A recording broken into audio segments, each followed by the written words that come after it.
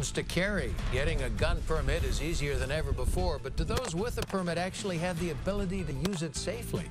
Tonight, weapons experts are raising doubts.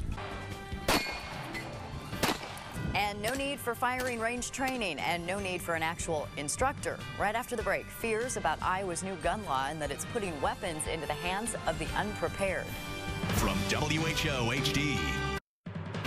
Bring the weapon up to your eye. Young, old, men, women, nearly 2,000 people received a permit to carry a weapon in Polk County last month, but not all of them spent time on the firing range or even picked up a firearm. The surge in applicants is the result of a new law that took effect January 1st. It forces sheriffs to issue permits to anyone who meets the requirements to carry. Those requirements include training, but it's not the type of training you might expect. Sonia Heitzusen decided to find out what it takes or doesn't take to get a permit to carry. It's a Channel 13 investigation. You see your driver's license? I've been a pistol shooter most of my life. Fill that out, print your name, read this inside and date it. And it is your right to bear arms. All right, thank you.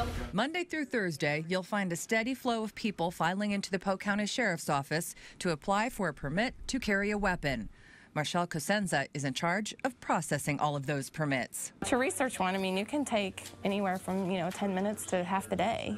Stacks of applications take up space on her desk. Even the captain pitches in, licking stamps and envelopes. In January, 1,860 people filled out an application. That's more than 5 times the 2010 monthly average of 352. Concerned, frustrated, fearful is probably a better term. Even the staunchest gun advocates question whether all those people are qualified to carry a gun. Well, mostly I was encouraged by my boyfriend. I would have never even done it otherwise. Jill Haney doesn't own a gun, but her boyfriend, Chris Shaw, does. A lot of it is for convenience. If I'm ever somewhere and I need her to take possession of it, she would have the ability to do that. To qualify for a weapons permit, Chris and Jill took a 3-hour class similar to this one.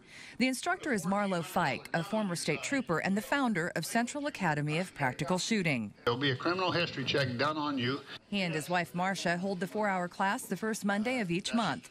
They say since the new law took effect, the classes fill up fast. So fast, they've added some additional classes to keep up with demand. Why do you want a permit to carry? So they can walk around legally. Do you carry now illegally? I wouldn't answer that. I do have a gun already, and yeah, I probably won't carry on my persons a lot. It's really more for I can have it in my car if I need it, and I go to the shooting range a lot. Upon completion of the class, each person will receive a certificate verifying they have received the necessary training to carry a gun, even without ever shooting one. So those folks don't even know how to manipulate their firearm, and they think they're going to protect themselves?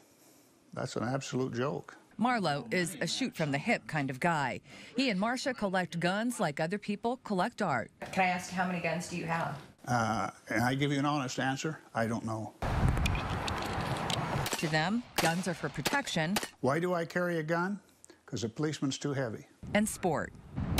Marlo isn't shy about criticizing portions of the new law, particularly the training requirements. I have a number of people that call me on the telephone and ask about my classes. When I tell them, their response is, do I have to shoot? Well, no, you don't have to. Oh, that's the class I want then. Marlo, an 8-hour course. It includes testing and target practice. In order to pass, you must show 75% proficiency on the range. Prior to the new law, it was the only class he offered and one of just 2 in Polk County certified by the sheriff. Marlo hoped the new law would standardize training requirements. Instead, in most cases, it has relaxed them. Each instructor can set their own curriculum. Now, some people applying for a permit won't even come face-to-face with an instructor. They'll receive their training certificate online after taking one of several courses offered on the internet.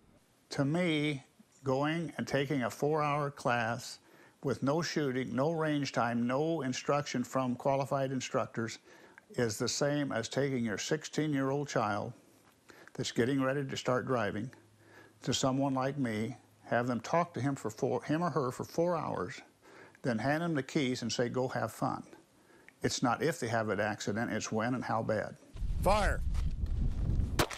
Polk County deputies receive 40 hours of training when they're hired and must qualify on 2 range courses each year.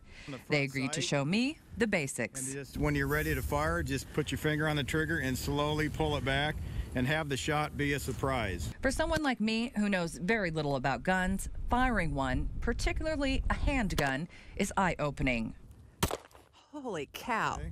I have a new respect for the weapon, its force, and the damage it can deliver. It's definitely a very serious thing and not something to be taken lightly. And I hope that other people who are going to be carrying their weapons have the same respect for them. Deputy Jana Rooker doesn't have a problem with more people carrying guns. It's the training, or lack of it, that concerns her. I would hope that anybody who's going to be carrying a weapon is going to be very knowledgeable about that and also be aware of all the safety precautions to take and all the responsibility that comes along with carrying any kind of weapon. Over the many decades Marlowe has carried a weapon, he says he's never taken it out of the holster with the intention of firing on a person. Never even had to take it out, no, and hopefully never will. He hopes the thousands of new gun carriers are as fortunate.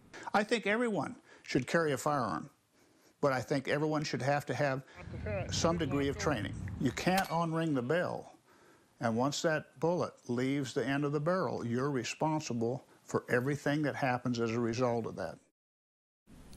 During the month of January, only 4 people were denied permits to carry, 3 for prior felony convictions and 1 for a prior weapons charge. Lying on the application is a Class C felony, but as you're going to see in our piece next week, in some cases it is very difficult to determine if somebody is lying on that application, and if they are, that can end up having some serious, serious consequences. A lot of issues. This has obviously been talked about a lot, and now some lawmakers are talking about possibly changing the training requirements. They are. They're looking at reconsidering changing some of the training requirements in this law. Specifically, they do want people now to have some time on a firing range to receive a permit. They're also reconsidering training prior to renewing that permit.